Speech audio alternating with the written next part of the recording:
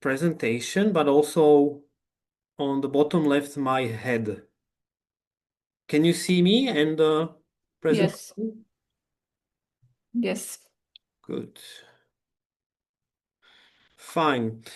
So, importance of the Holocaust education and commemoration is one of the topics we are focused on in Nations Memory Institute, and we do research, we record oral history, we have exhibition, we are going to publish a new book with the testimonies. I have created a new worksheet or like activity for teachers. So it's still present, and I will slightly have a bigger focus on Slovakia, but this is not going to be a historical lecture. But I will share my own experience, my own attitude or point of view. Good. Holocaust memory today in Slovakia, I consider it's a part of our history. The Holocaust itself also happened during the World War II in Slovakia. Um, and I have to say, this is the darkest period of our history, not only the Holocaust, but the whole World War II. Again, Czechoslovakia fall apart and we become a Nazi puppet state. That's our president shaking hand with Hitler. And I consider the status or the attitude in the society among the experts, but also in the public, in media, it's quite good. It's covered, it's objective, and it's still present. So the topic we are commemorating every year, I will mention some good examples. But on the other hand, it's people tend to not to mention, or they're trying to forget the dark period or the evil part of our history. And for example, the bottom left picture is September the 1st, when Germany attacked Poland, and we have agreed this is the beginning of World War II. But in not many school books is written like who else attacked Poland, because it was also Slovakia. The very first train which arrived to Auschwitz concentration camp was with 999 Slovak girls, teenage girls. And it's a story of anti-Semitism as well, but it's also a story of heroes who stood against the totalitarian regime. So, or our duty, our role and responsibility as an institution, we are a governmental institution, to not to forget and to bring back all the aspects of the history, because it's very subjective. There is also present like a historical sentiment, because the truth is that till summer 1944 in Slovakia there was no fights, no war, so it was kind of peaceful period, kind of, unless you were a Jew, you were a communist, or some kind of enemy of the state, then you were persecuted or killed. So we try to highlight the anti-Semitism. It was present in media, and it's a story, or we should begin in the 19th century. But people maybe don't know about it, or they don't want to know about it. On the left upper map, it shows work camps or concentration camps of Jews during the World War II. Right bottom, it's a map of Roma and Sinti Holocaust or genocide sites, or again, concentration camps. So humiliation, anti-Jewish laws were present, but we have memory days, we have theater plays, we reflect on it often, and I am happy about it. But again, or my recommendation is to be brave, open, and critical, and also face the people who are distorting the history.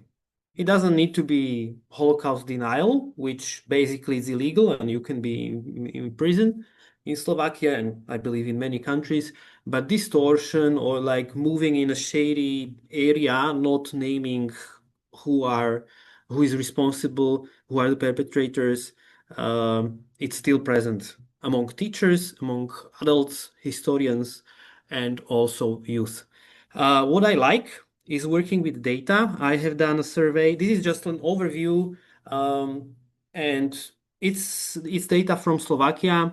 On the left side, you can see what are the challenges of teachers. So the data are from teachers in Slovakia, history teachers, and inability of students to evaluate informations, connect the cause, consequences, critical thinking, to formulate own opinion. These are challenges among the students, and we are also helping the teachers. So this is the starting point. On the right side, I will translate. It says, or the question is, if you as a teacher has met like attitudes or any actions of racism, anti-Semitism, or Holocaust denial. And racism, 77% of teachers mentioned more or less they have met with racism. 47.8% is anti-Semitism. So it's anti-Semitism quite often. It's kind of like a historical thing, but no, it isn't. It's also present. Holocaust denial, only quarter of the students showed these things. So that's quite minor, but still present. And the other thing is the bottom right graph is answering a question if you as a teacher has met among the students historical fake news, historical distortion, basically misuse of history. And the answer is 75%, which is a lot. Today, a Polish colleague from a Polish NGO, she was showing a research, and Slovakia is the second most polarized society in Europe. The first one is Hungary, the third one is Poland. So in Central Europe, it seems that this is an issue. And the polarization is part of this story because it's the story of human rights. It's the story of minorities. So I'm not, my point of view on Holocaust and why it is important today, it's, those are the lessons we can learn from because Jewish community was minority in Slovakia, and we have basically lost this minority and all the heritage. Let's move forward. I speed up.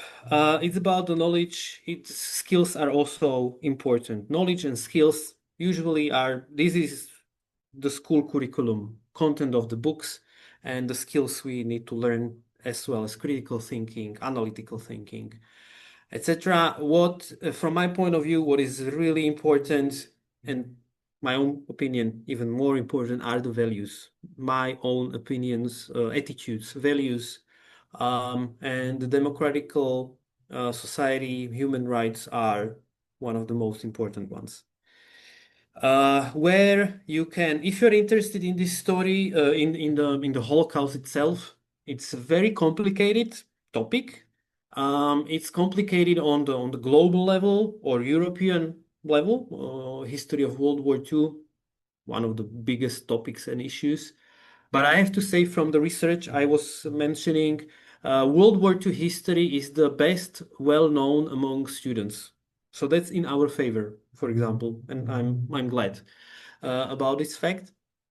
But we have memory places as well in the countries or communities where you come from. You might find from a small placard on some building or a Stolperstein on pavement up to big monuments, memory places of the war or also of the victims and the Holocaust. As I mentioned, memory days are important. Long story short, this is what we could call remembrance or memory politics. Each state has a different approach. And I am quite satisfied with the Slovakia approach. We have our own memory day related to adoption of the anti-Jewish laws in 1941. We have many monuments on the Holocaust. And we commemorate it in every year, like we as an institute, but also the media, the teachers, they work a lot with it. culture. For example, we reflected it on it in a theater play. Right now, it's a theater play about the president of the Nazi puppet state, who was, by the way, Catholic priest. And we were responsible for 70,000 Jews, which were deported during World War II and Holocaust. And you can meet institutions as our, which are focused on research, education, what it is. It can be Memory Institute, museum, university, etc. So these are the stakeholders, or these are the stakeholders. So if you're interested, or if there is any kind of, if you have concerns, or you are missing like Stolperstein or something should, or you know a story which should be remembered or highlight in your school or town, you can approach the state and municipality. There are many NGOs working in this field in Europe, and they're doing good job. I know quite a few of them. Then you can attend a workshop, lecture, exhibition of cultural or remembrance organizations. And again, if you are really into it, you can go and study in schools or universities this topic, history, to become a teacher, scholar, educator. Um, yes, I have 7 minutes left. For whom is important to commemorate Holocaust? Holocaust is often introduced as part of Jewish history, or it's the genocide of Jews during World War II, but it's also mixed with the nationalistic, point of view. I always say it was the Slovak Jews, it was the Slovak citizens who were deported and murdered. um, so it's important for the majority. It's not important only, of course, it's very important, part of the identity and the history of Jewish community in Slovakia, but also worldwide, and Israel.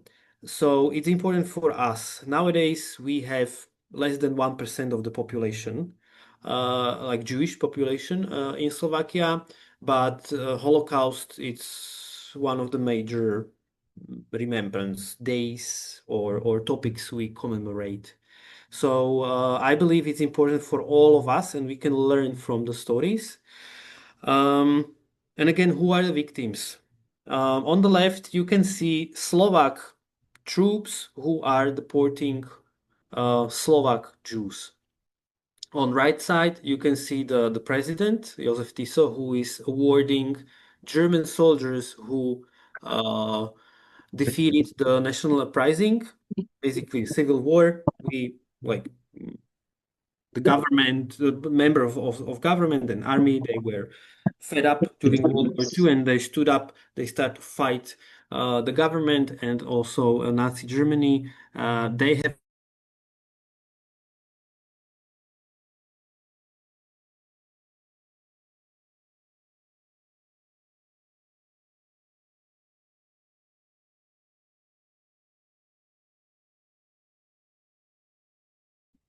Claudia, Yeah. can you help me unmute Michal? Somehow Michal, I'm sorry. You're back. Sorry, something happened. No. Can you hear me? Yes, Yes. it's back. Sorry Okay, about that. Now we can. Yeah, it pops up like I'm muted like 20 times. So sorry. Who are the victims? We as a society, and of course, this is the story maybe of almost every single nation or community during World War II. We are the victims somehow. If we are the victims, and the story of Holocaust and World War II in Slovakia, yes, we are the victims, but on the other side, and on the same time, we are the perpetrators. And sometimes the picture of victims or the heroes who fought in the partisan war, uh, etc. It's highlighted, and this is the thing which people want to commemorate. And I am opening and again on lectures or presentations that this shouldn't be forgotten, that we are the perpetrators as well, as a society, our ancestors. Because you can hide somehow. And I am kind of very quickly trying to describe very complicated like relationships and this historical background. So yeah, but you can, why I'm speaking about it, I think you can find kind of very similar situations or explanations in your domestic historical Holocaust or World War II history. The memory and remembrance, here you can see the heroes who fought, how we commemorate in the public space, the heroism, but still it's why is it important? Yes, we remember because you can find many monuments and these like plaquettes or boards which commemorate either it can be Holocaust or the actions and partisan war, etc. of World War II. You don't find many that about the traitors or collaborants or murderers who were there. This is the like a kind of schizophrenical part of our history that we are on the same time perpetrators and victims and heroes. Many people were awarded with the Righteous Among Nations award.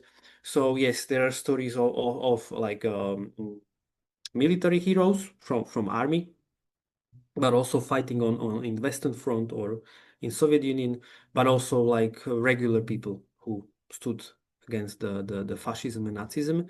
And the answer, or one perspective is it's part of our own identity, but it's also the identity of the society, because the remembrance politics, or that's what you commemorate in your either town or country. That's how you build the picture of your past. But sometimes some parts or pictures from the past, they are missed out, and I can speak about examples later on. Here you can see anti-Jewish like graffiti from the time of World War II. The colorful picture is from Bratislava, from my city, 1 or 2 months ago. So anti-Semitism is present also today, and education and awareness and prevention is key or essential in this. So history, like I'm very open. Why history is so easily misused? Because basically history as a science is quite easy to understand. You will read 3 or 4 books on a topic, and you will have a good background and good knowledge if you can if you understand all the stories, consequences, etc. Comparing to chemistry or mathematics, like no one is arguing or there is no denial of, I don't know, something in chemistry or other sciences.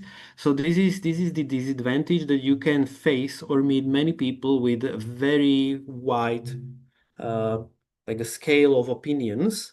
And what is important, and nowadays quite often misused, is opinion is not a fact. It's your own opinion, it's not the fact. Here I have another picture which I have received it today. That's also part of our job. This is in Bratislava on a cemetery, and first of all, I have many Hungarian friends also like here on the symposium, so I have no objections against Hungarians. This is a fake graveyard and a fake a monument, which was revealed a week ago and is misusing history. Like this is hardcore misuse of history. It's commemorating victims after World War II, like few weeks after World War II. What they commemorate are Hungarian like Boy Scouts who were murdered by the Czechoslovakian army. But it's not true. And basically, you can buy a place on a graveyard. You can put this, a tomb, or memorial, and mm, you create a story about it. So misuse of history, or we have approached exhibition, like traveling exhibition in schools, which was saying story. I stay in the World War II history, but this is not about Holocaust.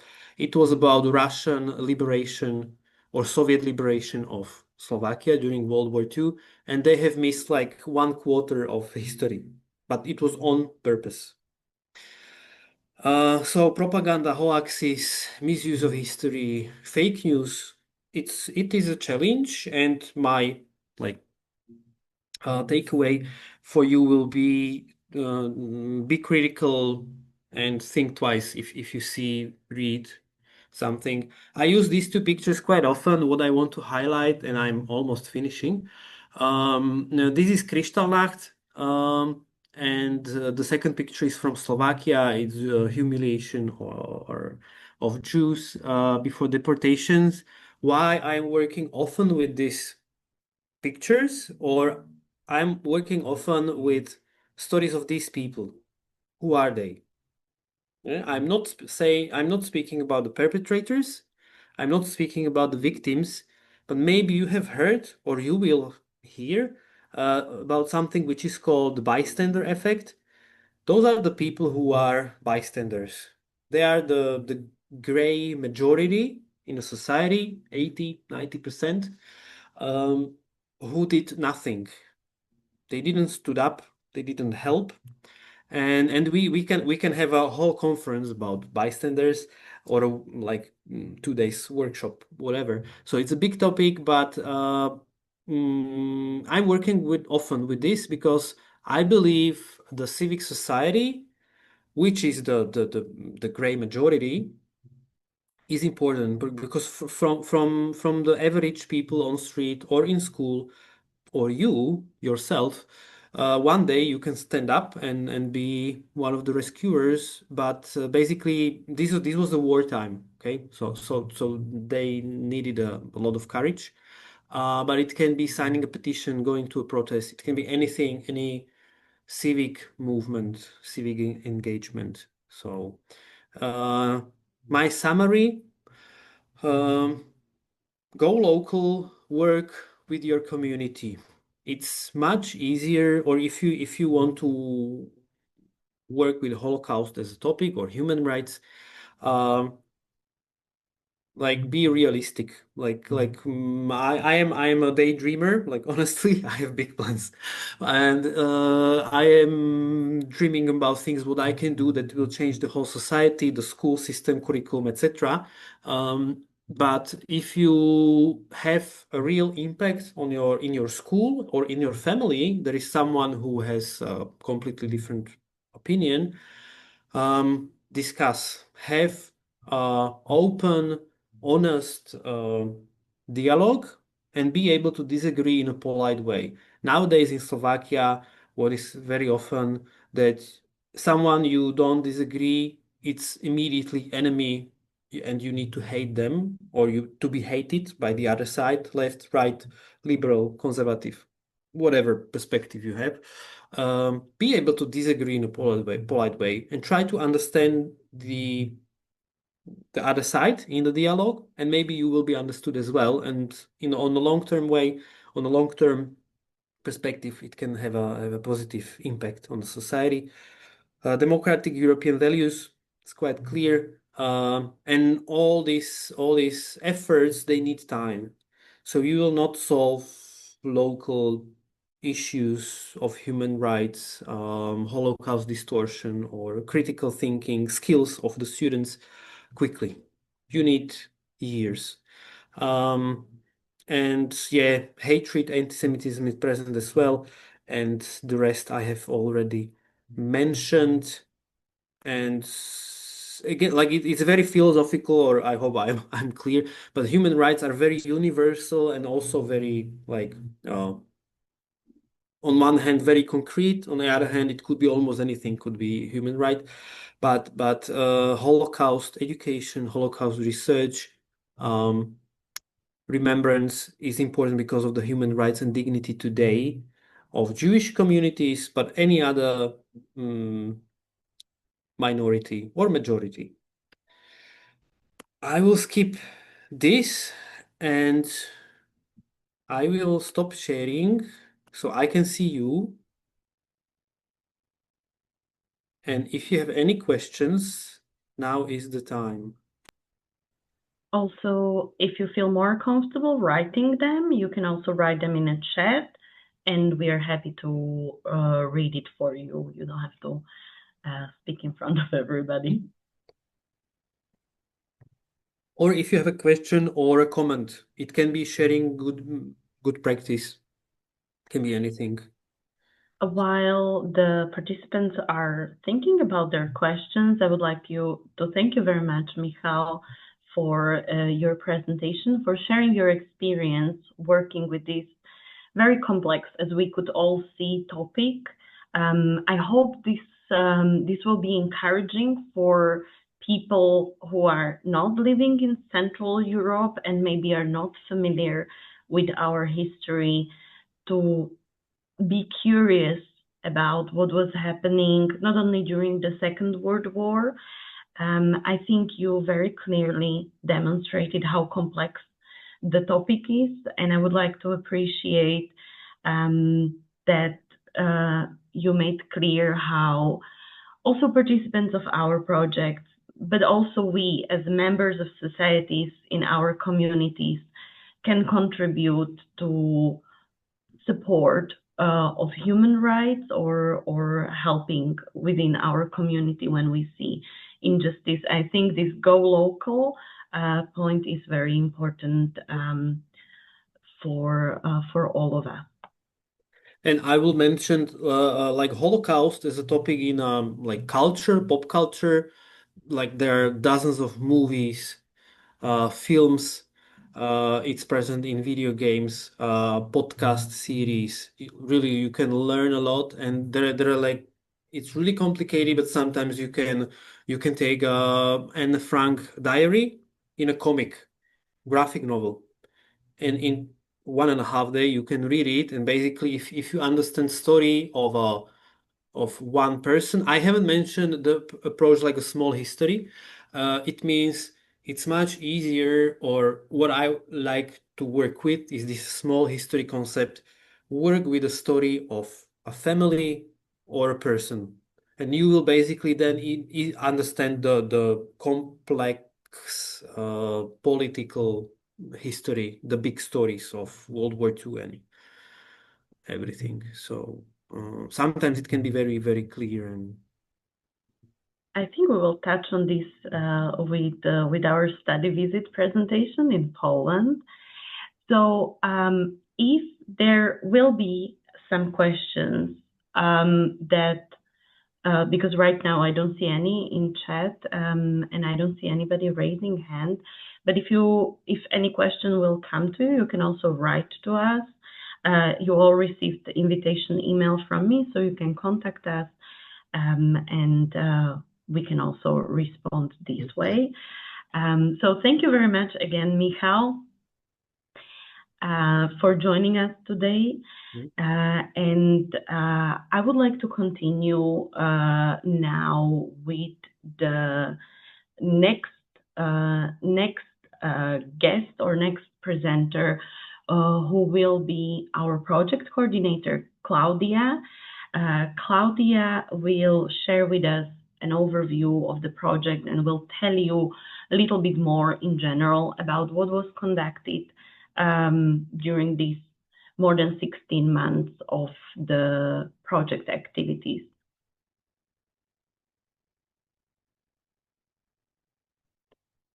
Claudia. Not speak. Yes. Hello, everybody. Greetings from Portugal. I hope you're doing well.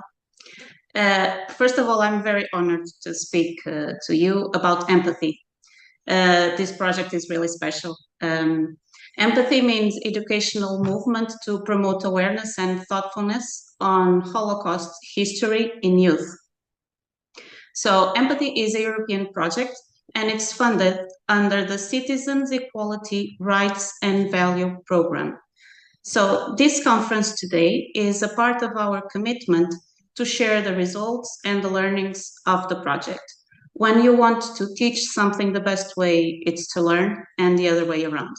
And that happened with all of us involved. I believe it's fair to say that. Over the next few minutes, I'll give you an overview of the project activities. So we launched Empathy because we understood that there was a deeply worrying challenge. Many young people across Europe grow up with little to no, or some even distorted knowledge about the Holocaust. And that gap leaves a space for denial and prejudice and hate to grow. I chose this sentence as the late Marian Tursky reminded us, Auschwitz did not fall from the sky. It was a result of a long chain of indifference, like we were talking before about the bystanders. So he gave us what he called the 11th commandment, thou shalt not be indifferent. And this is a call not only to remember and to speak out, but also to act. And this commandment is at the heart of our work and of this project. It's undeniable that the Holocaust was a genocide of the Jewish people, and that truth cannot be denied and should stay in our memory. But we also must remember all the others that were sent to the camps. They were not invisible then, they are not invisible now. So we should remember Roma and Sinti families, Jehovah's Witnesses, LGBTQ plus people, even political opponents and partisans. They were all targeted, they were all marked, and they were all dehumanized. So their suffering too demands remembrance, and that's one of the reasons we also developed this project. I need to take a moment to address the partners. The Empathy Consortium originally brought together 5 organizations, each contributing with unique expertise in their field of action. So Científica from Portugal, my organization, it brings our experience in non-formal education and social impact. From Spain, we have Glovers, and they really energize youth work with creativity and a strong focus on intercultural dialogue. Big Picture, or association from Poland, contributed with tools and a deep local knowledge. That's something that we came to realize even more during the project. Fundacja Tarvut Siget from Romania provided an emotional and historical anchor, enable all the participants to meet those who keep the memory alive daily. And of course, Adele from Slovakia, that is hosting this meeting today, is focused on bridging remembrance with youth activism, because it's important to act. And they support young people to transform memory into meaningful actions. So, however, during the project, Big Picture Association withdrew, and they were our Polish partner. We had the study visit in Poland, as you will be aware in a couple of minutes. And despite this project, the study visit to Poland, that was a really crucial part of the project, was made. And this was possible only thanks to the invaluable support of Margaret and Katarzyna, and the informal support of Fundacja Freya. So together, the consortium and these amazing partners, we became more than the sum of our parts. So we share the commitment with youth, education, human rights, and remembrance. And I would really like to stress that most of the project will not be able without all the network that we have and all the support. And of course, I would like to speak that all the partners were really amazing during all the process.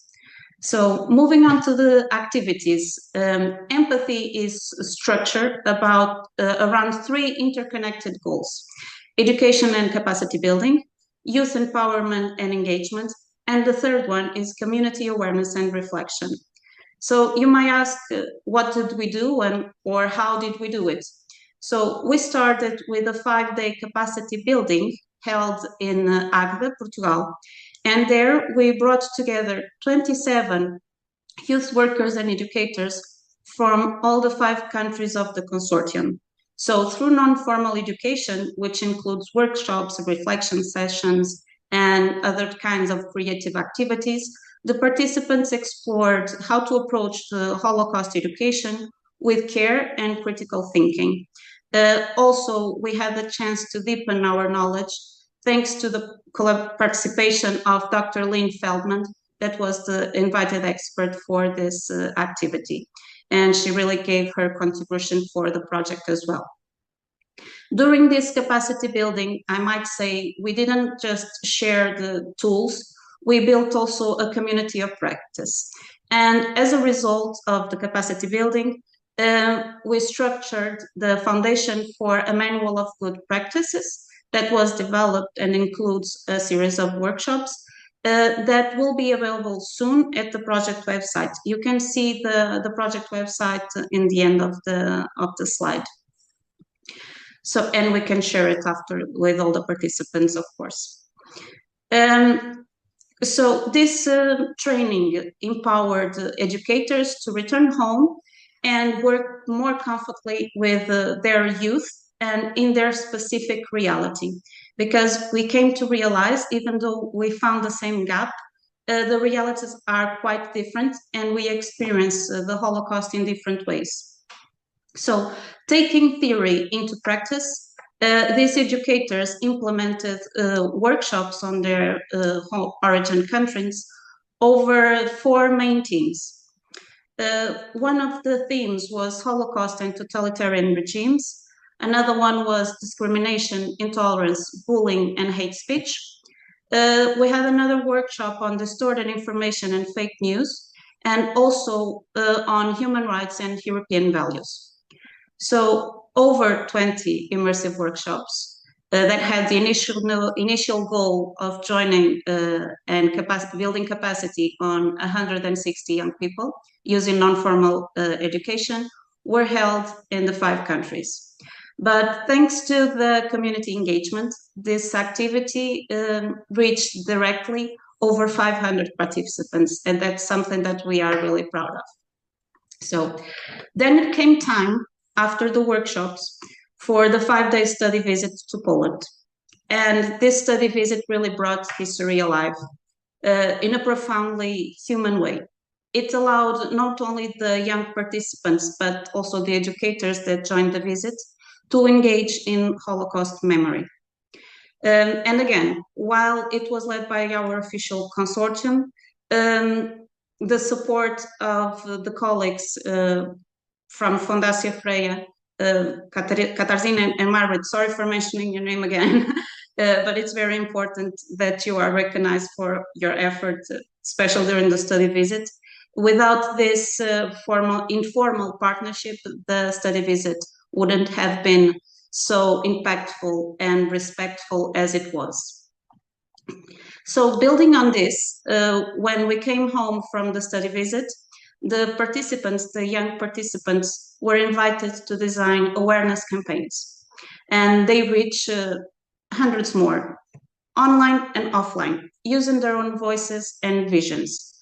So this kind of awareness campaigns involve a lot of different activities, but you will get a chance to know more details from the study visit and awareness campaign from our next speakers, so I won't dive into that.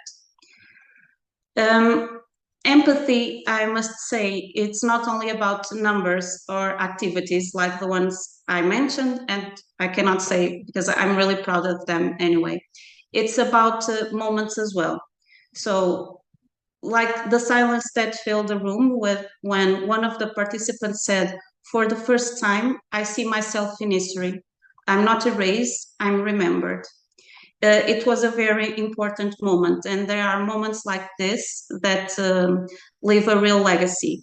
They leave impact that statistics alone and numbers cannot capture. So looking ahead, the Holocaust is not just history. We believe it's a warning. And remembering is not just a one-time act, but it is a daily responsibility. And coming back to Marian Turski, he challenged us when he said, thou shalt not be indifference. So memory demands that we reject the indifference. Because indifference could be considered the silent seed of hatred and of violence. So what will be the next steps? I'm just closing this intervention. We believe that never again is not just a slogan. It should not be just a slogan or an hashtag. It should be a daily practice. So thanks to our partners from Glover, Starwood, Adele, Margaret and Katarzyna, thank you all for the involvement in the project. It could not happen without you. And to all the educators and young people, thanks for the courage and openness to be dealing with this topic in such a time that we know it's challenging, and to keep things healthy and having empathy during the process, it is a challenge. And to everybody here today, I would just like you to remember this. Kindness is not a weakness, and empathy, it's not soft. It is radical, and it's necessary, and it's powerful. So I would like to thank you all for this time that you allowed me to speak, and I'll pass the floor to the next speaker. Thank you very much, Claudia, for giving us a very comprehensive overview of all the activities which took place as a part of the Empathy Project. I think one of the most meaningful for the participants from what we collected, one of the most meaningful activity was the study visit in Poland. Study visit in Poland was conducted by Kasia, and Katarzyna will tell us more about what was part of this activity. And Kasia, I would kindly ask you to skip the part where you share what students wrote in a feedback, so we have enough room to actually hear from the students who joined today to speak about their experience. So the floor is yours, Kasia, and just tell me if you would like me to share the presentation or you would like to share yours. I will try to share my presentation. If it works, we will use mine. If not, I will ask you. So I believe, so that's the last, so the first one. Okay, so it works, right? So thank you so much. Maybe I will use the whole screen, and now it is what I wanted to show you. Hello, everyone. Once again, I would like to repeat the words of the former speaker that I'm so honored to speak to you today and to reflect upon the study visit that took place in Poland in March this year. I would like to thank you all for your participation, but also for your trust that you believed in us, me and Margaret, that the study visit would be a meaningful experience for everyone. And we have already heard about some elements of the program. I'm just going to go through briefly and to highlight the most important events within the visit, and then I will reflect on only two that turned out to be of the most importance for everyone who attended, and we know it from the evaluation form. That's why I decided to focus on those two events. And at the end of my presentation, I will ask you a question, but I'm not expecting the answer. So I will leave everyone with the question.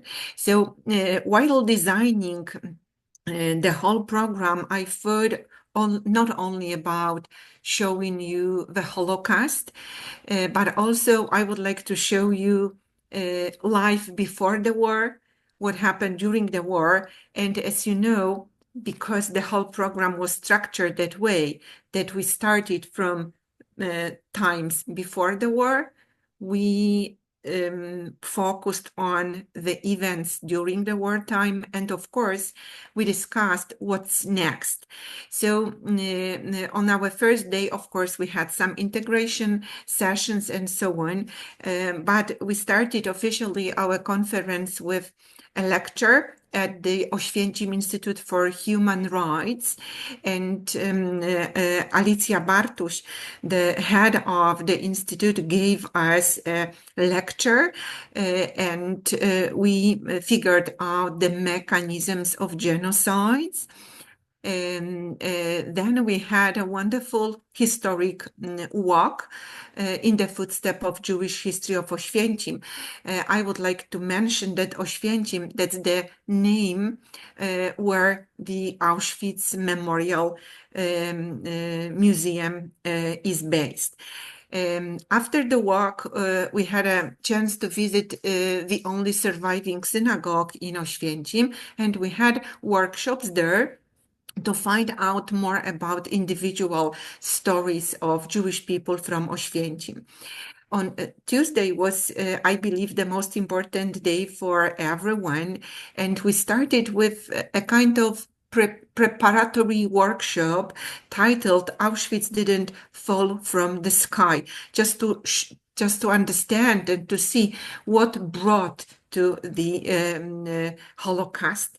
Then the most important part, but I will focus on it and go in depth to the visit of the Auschwitz Memorial Place. But in the evening, we really needed time to reflect upon what we have witnessed there. And once again, we attended workshop 11th Amendment. Claudia has already mentioned it. And on Wednesday, we had a wonderful time at the Galicia Jewish Museum, where we met a survivor, Lydia Maksimowicz, and I will tell you a little bit more about it in a minute. And it wasn't the end of the study visit in Poland, but I believe the most formal, the last formal point in our program, it was a historic tour of Jewish Krakow. According to Auschwitz-Birkenau Memorial Museum, there are some key elements and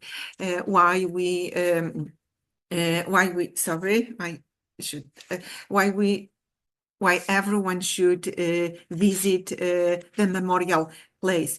We came to Poland because the Holocaust happened here. And I believe we as Polish people have a special responsibility to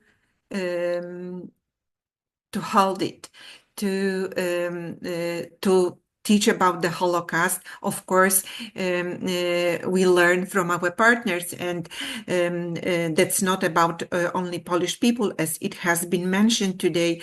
But I believe that being in such a place, it's like immersion in history, and even without facts, without numbers, somehow we feel the essence of the place with all the senses. And I believe, at least for me, whenever I go there, it is a life-changing experience, and it doesn't matter how many times I visit the place. And I believe that you will agree with me that it changes someone who visits the place. So when it comes to the objectives, of course, it's to understand the Holocaust. The next thing is to honor the victims. It's also an educational opportunity, and I believe it was our aim as well. And we witnessed the evidence, and I know how much it moved you seeing the evidence. And of course, it's also about reflecting on humanity in order to build a better future.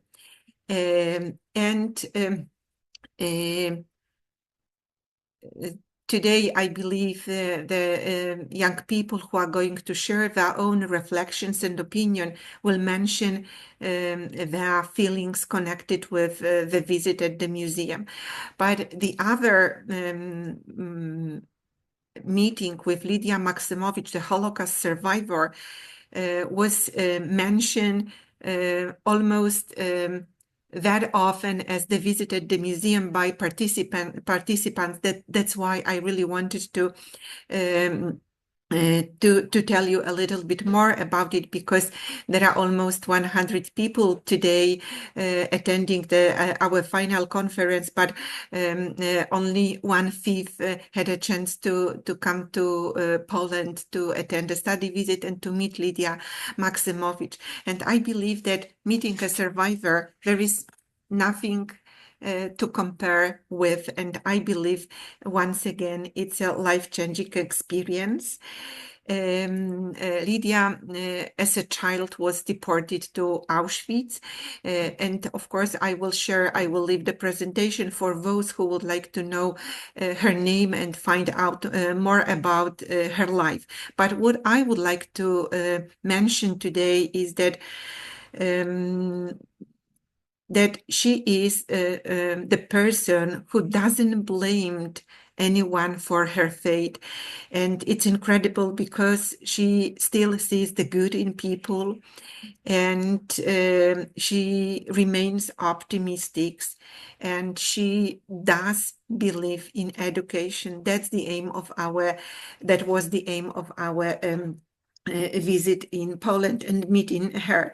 And I would like to recall only her, one of her words, sentences. She said, "At the beginning, telling my story has been difficult. Now it helps me, and I hope it helps you to better understand what you will see tomorrow by visiting the camp." Of course, that's the metaphor, tomorrow, so whenever you come and see. And I was asked to skip your reflections, but today we have mentioned 11th Amendment and Marian Turski. I had an honor to be his friend. And I would like to tell you that those words, the 11th Amendment, was created by Roman Kent, who was a close friend of Marian Turski. Marian Turski made it popular. It doesn't matter who said that, but it matters that it's a life motto of most of the people nowadays, and it thanks to Marian Turski. And just to sum up the whole study visit, so we have learned from the past, but now it's the time to act, and it's a call for everyone, because we believe that empathy matters. And as I said at the beginning, I would like to leave you with a question, because we have experienced a lot. It was a moving time, very emotional, very difficult. But now, when we know, what next? So I would like to leave you with this question, and would like to recall Roman Kent's, my beloved Holocaust survivor, when I attended a seminar in New York and I had a chance to listen to his testimony. I'm a teacher, and he addressed the teacher and he said, "You are the future of the world." And today I would like to change the words a little bit and address the young people. You are of the most importance, and you are the future of the world. Thank you so much. Thank you very much, Kasia, for speaking about study visit to Poland, which was so important for our participants. I would like to, because this was activity for young people, to invite them right now to speak about their experiences. So I would start with Daniela from Slovakia, if she's ready to speak, to tell us about her experience being a participant of this project. Can we hear you, Daniela? Hello, everybody. I apologize in advance. My internet connection is unstable video, but hopefully you can hear me. It's completely fine. Go ahead. Okay. So, hello, everybody again. My name is Daniela Sepp. I'm a political science student from Bratislava International School of Liberal Arts. And I would define these projects as an experience with a message to carry forward. Unique projects that shed light onto an important topic of European and more widely world history. They brought together a multicultural and diverse groups and educators, which allow different opinions and perspectives to build a multidisciplinary picture. The first project was an important gateway to the second project, where the focus was more on learning by doing. And lastly, I would like to say that I feel grateful and honored to have been part of these projects, as we might have last generation to especially I would like to highlight the experience we had with Lydia Maximovich in Poland, and it was very eye-opening. I would like to thank everybody who was part of this learning journey and made this possible. Thank you so much, Daniela, for joining us. Daniela is also working on a thesis, or is planning to work on the thesis with a similar topic to ours.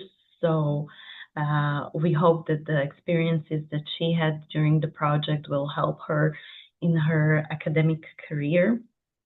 And I would like to now invite the next speaker, if he is ready, Cristiano from Portugal.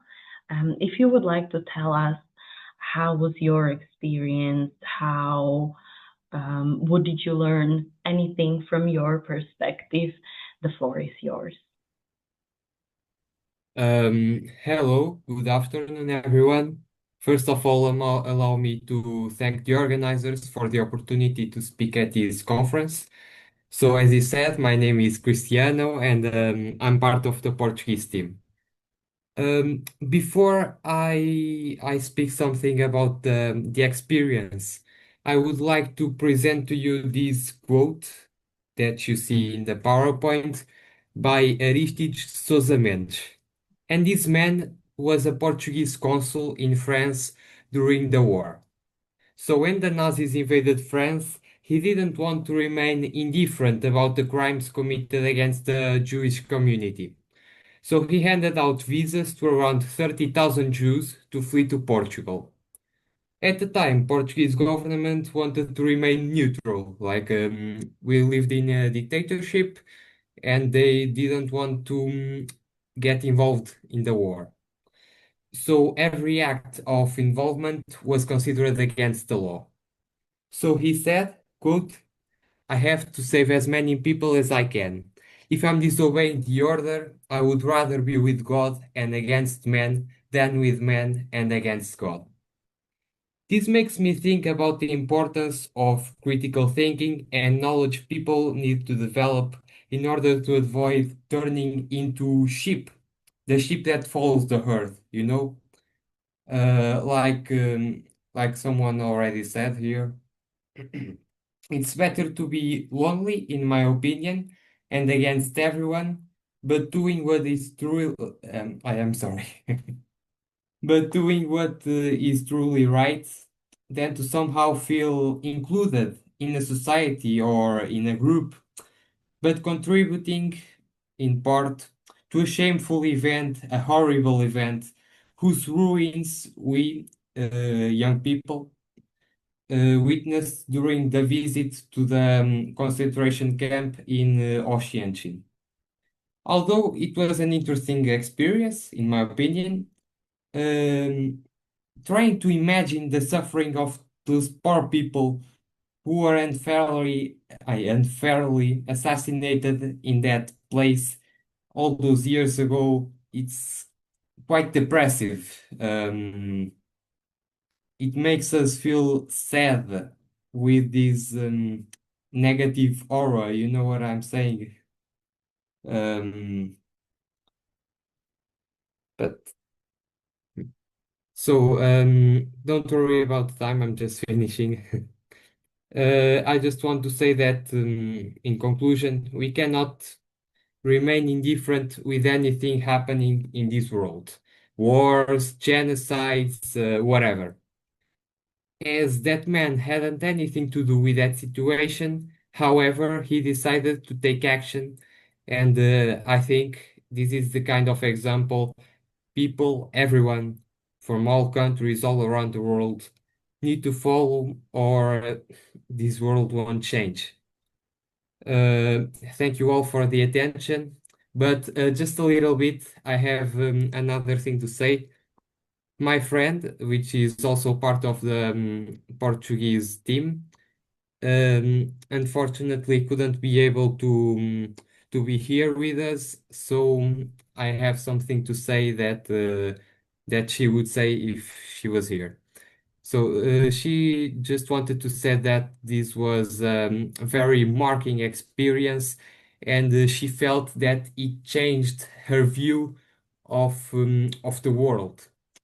And she is also thankful for the people she met during the project, which I also am thankful about. So Thank you very thank much. you all, and that's it. Thank you. Thank you very much, Cristiano, and thank you also for teaching us a story from Portuguese history. This was what Michael was also referring to, that these individual stories are very important. Have you been speaking on behalf of Erika? This is the one who cannot No, no, join no, us. no, no, no. I It was a think different one. All right. So thank you no, very it much. was Beatriz Lopes. Okay, thank you so much for your contribution. And in that case, we should have here Erika present. So Erika, if you would like to also share a few sentences, the floor is yours right now. So, first of all, hello everyone. As my colleague said, it's a pleasure to share my unique experience with you. I couldn't add anything else from what he said. And I would like to also show you a bit what I learned, obviously, and what impacted me the most. So it's hard to know how to start talking about my visit in a concentration camp. Honestly, it wasn't an easy experience. It's a place that feels very heavy and emotional. Still, I wouldn't trade it for anything else. I believe that anyone who is curious about history and wants to understand our past should visit that place. As an history student, that is my case, being there had a big impact on me. It was something that I had knowledge, but being there and seeing the place in person made everything I study feel more real. But honestly, what touched me the most wasn't even the camp itself. It was meeting an Holocaust survivor. That is what Claudia helped me putting in this PowerPoint.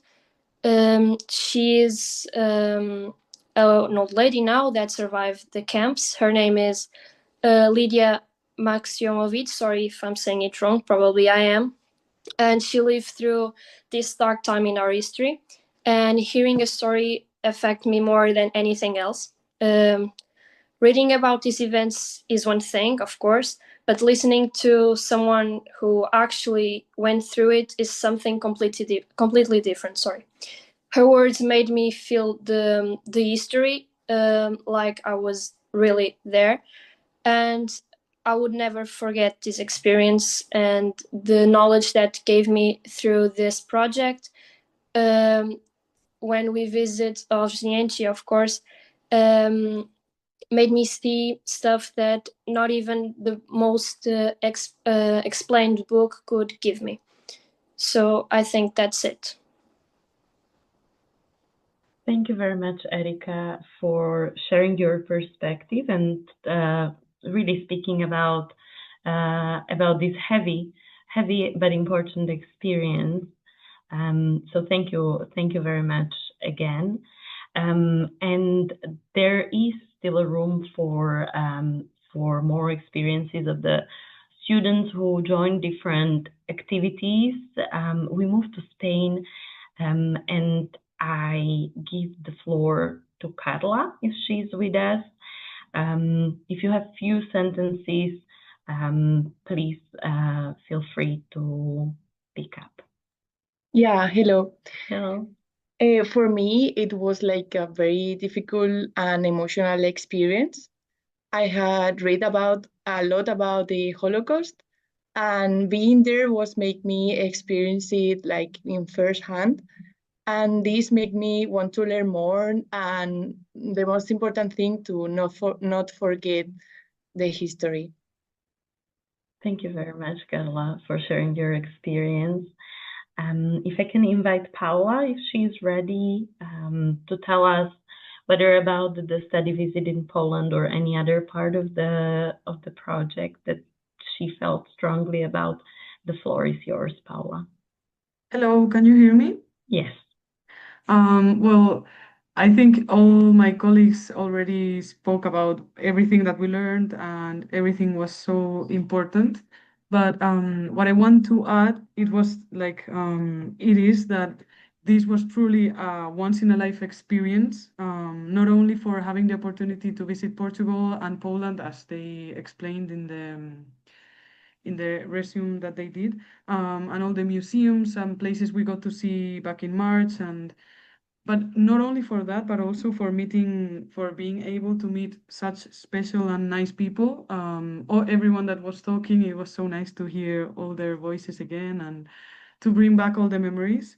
But now I think it is really important not to forget that with all the knowledge that we got from these weeks and all the like conversations that we had, now is our duty to speak about what we all learned, and yeah, spread the word with the people in our lives and try to educate more people. So yeah, I just wanted to bring that into the conversation. Thank you so much, Paula. Thank you. That's a very important point. If Estefania has something that she would like to add on what already the previous colleague said, or what was important for her, now it's the floor is yours, Estefania. Hi, I'm Jorge. Hi. Yeah, Estefania is traveling right now, Okay. so she couldn't make it. But yeah, I'm just the next one on the, Please go ahead, Jorge. Yeah, the floor is yours. Yeah. So yeah, I think everything was already said. I just wanted to underline the power of experiential learning. That it's not just the theory or just it's learning through emotions and through experience and movement, and put your body in certain situations is not just about data. No, sometimes because when we read data, it's very easy to add on information, but sometimes to change minds, we need to break something in order to bring other things in. And for me, this is what this project with this experiential learning brought. Thank you so much, Jorge, for sharing this very intimate and personal perspective. I really, really value that that you spoke up. Is there anything else that other members of the Spanish team. Alex, if they are here. Well, I will jump up in the name of Alex. He's traveling okay. as well. Okay. So I'm Nazareth. I would just like to close the Spanish team with just one sentence which really touched my heart in Poland. In Poland, we have like one of the most life-changing workshops I ever experienced in my life. It was about the comparative genocides in the world. We talk about many of them. We talk about Palestine and what is happening nowadays. And we talk how the escalation of all the genocides, it was exactly the same. Every single harm that it comes in our world, it comes from refusing to be kind to one another. And it's something that I mentioned before, Claudia, before. It's something that is in our hands. Like we're not politicians, we're not ruling the world. We cannot do big things, but we can do something that is amazing, that is basically being kind to the people that we have around. And only kindness and empathy will drive the world in a different way. So I would like just to close with that. It was great. The project was amazing. Thanks. Thank you very much, Nazareth, for summarizing the essence of learning, for what already was said by many students, and the importance of empathy and kindness towards others. I would like to really thank you very much to all the participants for speaking up. It's not easy to speak up in front of the 100 other people and in not your native tongue. So I would like to recognize this and appreciate this, and especially that you were willing to bring in something so personal as was your experience from the Holocaust education, from the concentration camps, because these were not easy experiences. We would like to conclude with awareness-raising campaign. We will give you example of Slovakia, because this is the way how we can show the voices or hear the voices of the students who did not want to speak during the conference, but they wanted to express themselves in different way. Alexandra was the brains of the operation behind the awareness raising campaign in Slovakia. So Alexandra, I would kindly invite you to tell us more about what was happening in Slovakia, what you were trying to achieve, what was the feedback, and what you learned, what you achieved through the awareness-raising campaign among youth.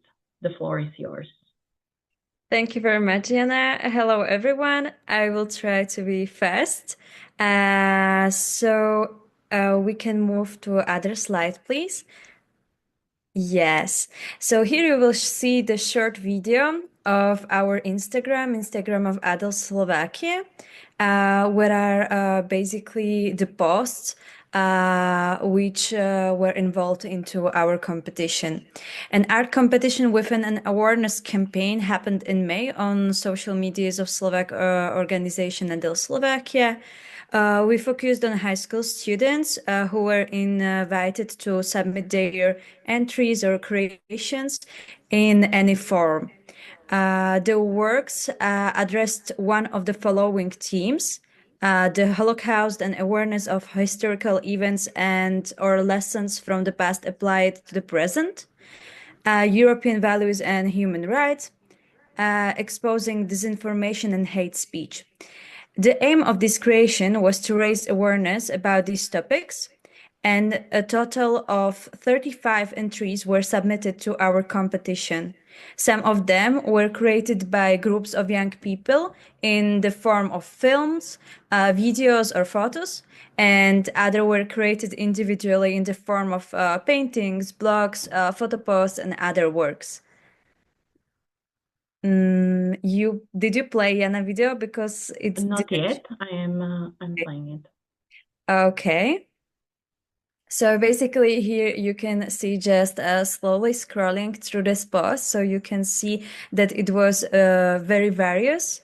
And here now in the middle, it's basically the film that really the young people recorded themselves and created film and some other creations you can see now. Okay, we can move. All of it is still available on Adel Slovakia Instagram if you would like to see the students' work. Yeah. Yeah, so here you can see that it wasn't just some downloaded pictures from the internet and added some text, but the youngsters really showed them and they created the numbers on their hands and borrowed stuff. And yeah, they really took it from different perspectives. So here you can see painting. And on our Instagram, you can see even the descriptions of what the youngsters said about their creations. Here we have a video.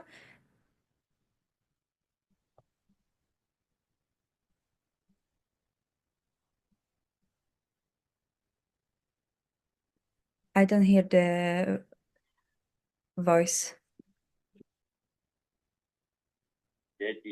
Does it work?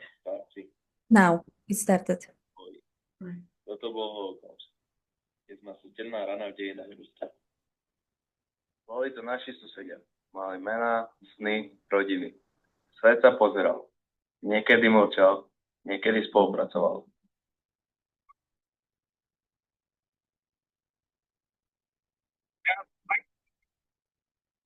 Z každej topánky, každého kufra v múzeu smrti kričí otázka. Ako sa to mohlo stať? Holokaust nebol len čin jednej ideológie. Bol dôsledkom ľahostajnosti, nenávisti a strachu.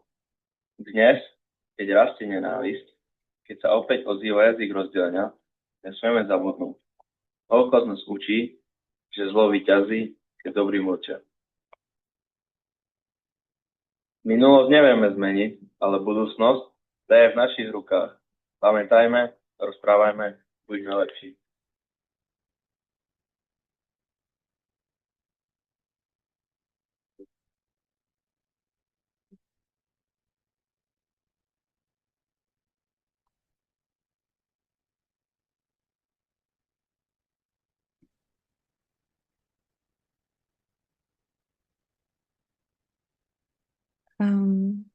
So basically this was one of the video which won.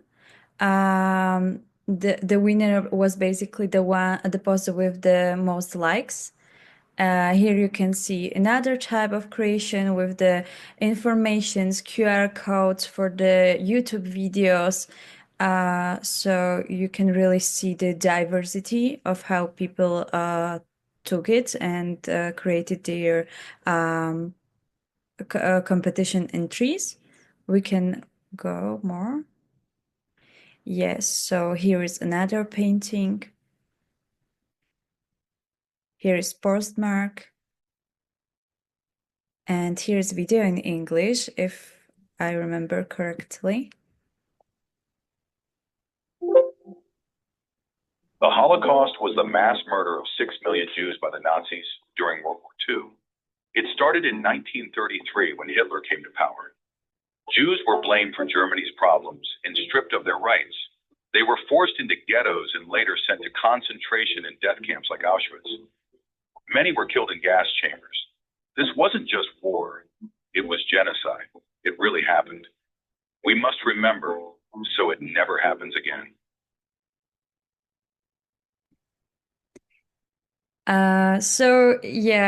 It was in the modern way, and here you can see something what was already told, I think many times during this conference. Not being heard is no reason for silence. And with this, I would end my presentation. And if you want to see more, you can visit our Instagram. And as I said, under every post, every competition entry, it's also description and the name of the creator and their Instagrams if you want to follow them, because some of them are focusing on this topic more deeply also in their free time. So thank you very much. Thank you very much, Alexandra, for creating this opportunity for young people who like to speak through art and this is the way for them to express themselves. And really, this was amazing because thousands of people were reached by this artwork, which we were really happy about, and we were really grateful for such broad participation. I would like to just bring to your attention that apart from these activities, there was one more thing that was taking place during the project, and these were local workshops for the youth in the schools. They were conducted in all of the countries. This is just an example of Slovakia, where we also facilitated the discussion with a second-generation Holocaust survivor. But I would like to just mention this activity, although we're approaching the end of this conference, that if you are interested in learning more about this activity, you can scan a QR code and watch the video from the Poland, and you can also scan the QR code and watch the video from study visit to Auschwitz. But I will also send you a link to these videos so you have a chance to see it by yourself if you would be interested, or if you took part on these activities. At the very end, I would like to thank you very much to all the participants, to everybody who spoke today, to the experts, and of course to the partners who made this whole project possible. I would like to kindly ask you if you can scan and fill out for us evaluation form, so we can learn about your experience and we can get a feedback on our activities from you. We would be very grateful for that. And I would also like to ask you one more time if there are any questions that you have. It's okay if you don't feel like asking them up front. You can also contact us via email. And I would like to also encourage you to follow the work of the partner organizations who are conducting similar activities focused on democracy, human rights, civic society, and some of them also on history, where you can, again, have a chance to learn more and focus on the topic that is interesting for you. So thank you very much to everyone who participated. I will just be silent for a moment and just check if there is any question. And if not, I wish you a very pleasant evening and thank you for your participation.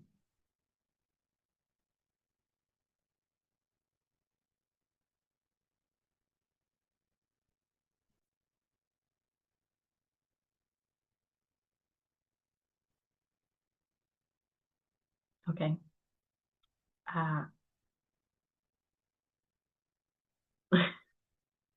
Thank you.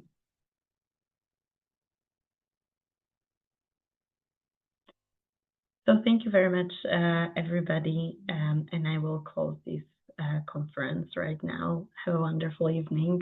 Goodbye and see you during some other activities.